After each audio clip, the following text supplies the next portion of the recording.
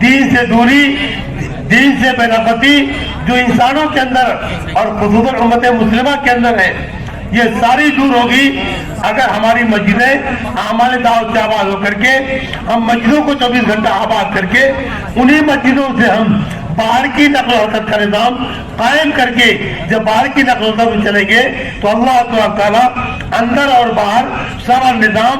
دینی، نورانی، پاکیزہ، صاف ستھرا، امانت والا، دیانت والا، اچھے اخلاق والا، معاملات کی درستگی والا اور ایک دوسرے کے ساتھ ایثار اور ہمدردی والا، ایک دوسرے کی خیرخواہی والا، یہ سارا ماحول قائم ہوگا جب ہماری یہ مسجدیں آباد ہوگی۔ ٹھیک ہے میرے بھائیوں، اتنی بات سمجھ میں آ گئی۔ اب میرے بھائیوں سنو، جب نبی کریم صلی اللہ علیہ وسلم نے مسجد کو قائم کیا تو صحابہ کے سامنے اس مسجد کی آبادی کے لیے تقاضے آئے کہ 24 گھنٹے کے اعتبار سے مسجد کو آباد کیا جائے۔ تو کتنے صحابہ کرام وہ ہیں جنہوں نے 24 گھنٹے کے اعتبار سے اپنا سارا وقت مسجد کے لیے فارغ کر دیا، سارا وقت مسجد کے لیے فارغ کر لیا۔ 24 گھنٹہ مسجد کے اندر وہ باقاعدہ اپنے آپ کو انہوں نے فارغ کر کے مسجد کا انہوں نے ان اعمال میں اپنے آپ کو مشغول کرنے کے لیے 24 گھنٹے کے لیے اس کام کے لیے تیار ہو گئے۔ بعض صحابہ کی ترتیب یہ بنی کہ وہ آدھا دن مسجد میں رہتے تھے اور آدھا دن اپنے گھر کا کاروبار کرتے تھے، آدھی رات مسجد میں رہتے تھے اور آدھی رات اپنے گھر والوں کے لیے انہوں نے فارغ کیا۔ بعض صحابہ کرام کی ترتیب یہ تھی کہ وہ ایک دن مسجد کے لیے دیتے تھے اور ایک دن اپنے کاروبار کے لیے، ایک رات مسجد کے لیے، ایک رات اپنے گھر والوں کے لیے دیا کرتے تھے۔ یہ صحابہ کرام کی ترتیب تھی، لیکن مسجد نبی 24 گھنٹے اعمال سے آباد تھی۔ آج ہمارے زمانے میں مسجدیں دیواروں کے اعتبار سے، بیل بوٹوں کے اعتبار سے، پنکھوں کے اعتبار سے، لائٹ کے اعتبار سے اور اے سی کے اعتبار سے، ان لائنوں سے تو ہماری مسجدیں دری اور قالین کے اعتبار سے تو آباد ہو گئی، لیکن اعمال سے ہماری مسجدیں خالی ہو گئی۔ ہم سب اس بات کو خوب توجہ سے سنیں۔ نبی کریم صلی اللہ علیہ وسلم نے جو مسجد بنائی، میں نے ایک مختصر سی بات آپ کے سامنے عرض کر دی کہ مسجد کا ستون کھجور کے درختوں کے، کھجور کے درخت جو تھے وہ اس کے ستون تھے، اس کی جو چھت تھی اس کی پتیوں کے کٹی تھے جو چھپر بنا ہوا تھا، پانی برستا تھا تو پانی نیچے آتا تھا اور اگر پانی برس جائے تو لوگ سجدے کیچڑ میں کرتے تھے، لوگ سجدے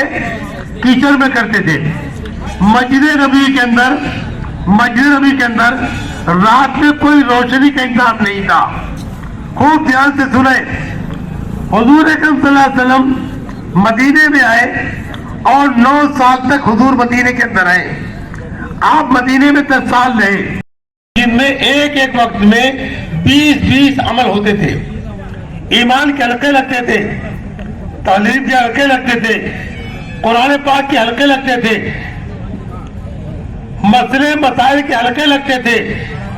علم سکھایا جاتا تھا، علم پڑھایا جاتا تھا، حرام حلال کے مسائل سیکھے جاتے تھے، تجارت کے مسائل سیکھے جاتے تھے، آنے والی جماعتوں کو ان کی کارگزاری لی جاتی تھی، جانے والی جماعتوں کو ہدایات دی جاتی تھی، آنے والے وفود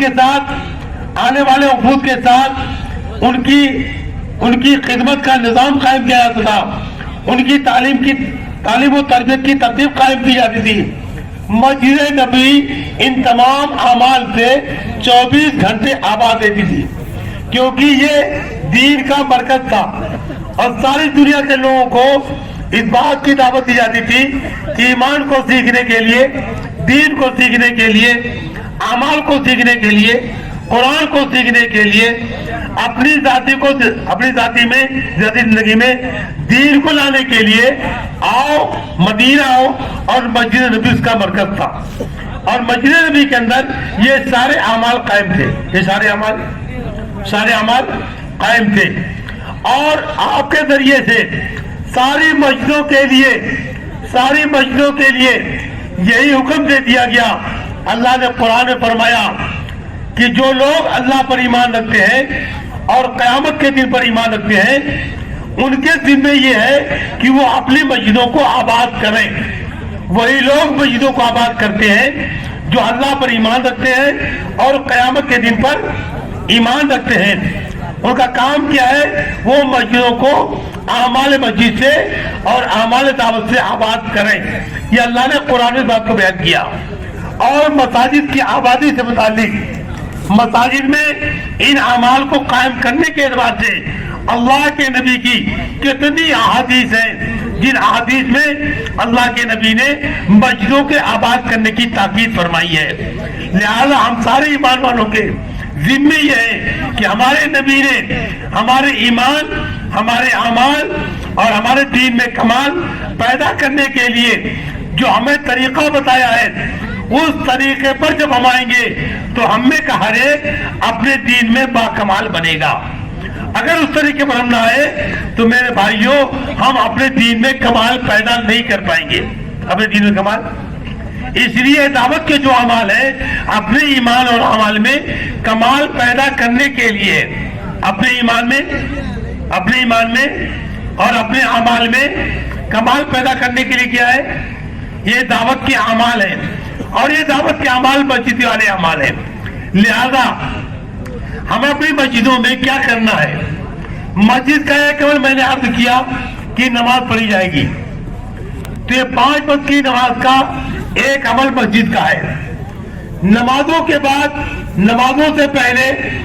باقاعدہ مسجدوں کے اعتبار پر ہر مسجد کے اندر ہمیں اعمال دعوت سے بھی اور اعمال مسجد سے ہمیں مسجدوں کو آباد کرنا۔ مسجد کے اندر تمام مصلی، تمام ایمان والے، ایک مسجد کے اطراف میں جتنے ایمان والے گھر ہیں، سارے ایمان والے، سارے بالغ مرد، بوڑھے بھی، ادھیڑ عمر کے بھی، جوان بھی، یہاں تک کہ بچے بھی،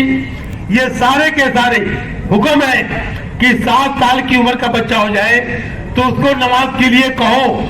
اور 10 سال کی عمر کا ہو جائے تو نماز نہ پڑھنے پر اس کو سزا دو، تاکہ اس کے اندر نماز کا شوق اور نماز کی عادت بن جائے، تاکہ جس وقت وہ بالغ ہو اس کی ایک وقت کی بھی نماز قضا نہ ہو، تو یہ سارے مسجد کے اطراف میں جتنے ایمان والے ہیں سارے ایمان والوں کی ذمہ داری ہے کہ وہ مسجد کو مسجد والے اعمال سے آباد کرے، مسجد کو مسجد والے اعمال سے آباد کرے۔ مسجد والے اعمال کیا ہے؟ ہر انسان کو ایمان کے اندر کمال پیدا کرنے کے لیے ایمان کا سیکھنا ضروری ہے، ایمان کا سیکھنا ضروری ہے، اور ایمان کے سیکھنے کے لیے موت تک ایمان کا سیکھنا ضروری ہے۔ اس وقت تک ایمان کے سیکھنے میں ہم لگے رہیں جب تک ہماری روح ہمارے بدن کے اندر ہے، یہاں تک کہ اللہ تعالیٰ ہماری اس کوشش پر ہمیں ایمان کے ساتھ اس دنیا سے اٹھائے۔ ٹھیک ہے میرے بھائیوں، ٹھیک ہے؟ اس لیے ایمان کا سیکھنا اور ایمان میں